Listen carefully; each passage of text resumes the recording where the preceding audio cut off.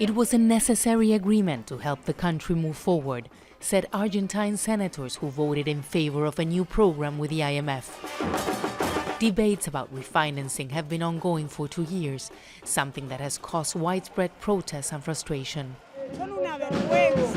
It's embarrassing. They gave away our sovereignty. Every 3 months, the IMF will come to audit our accounts. Aside from that inflation, the cost of transport, of gas, of wheat increase every day. How are we going to afford all this? Argentina and the IMF have been negotiating a new program to restructure over $40 billion in debt inherited by the previous administration. Argentina will have to pay over $2 billion next week. This vote in the Senate was crucial to prevent a default.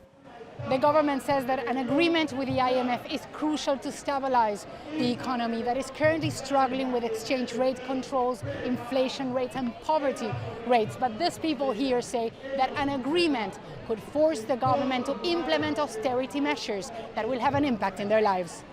President Alberto Fernández managed to convince the opposition to vote in favor of an agreement that gives the country a 4-year grace period, but aims to reduce the deficit and cut down energy subsidies that cost the country over $10 billion a year. What we are doing here today is preventing greater suffering, and this is the importance and the tragedy, because an agreement with the IMF prevents an economic calamity. And that's why we are doing this today, against the clock and with lots of responsibility. But the process highlighted tension between President Fernández and Vice President Cristina Fernández de Kirchner, who questioned the terms being negotiated with the IMF. In the past weeks, the war in Ukraine has pushed up commodities prices and inflation has gone up even further. Economists say the agreement goals will have to be revised. When Argentina signed the agreement, everything got worse. The price of energy went up, the price of gas went up, so all the objectives will have to be updated. Growth, inflation and deficit and everything is getting worse, because that's happening around the world.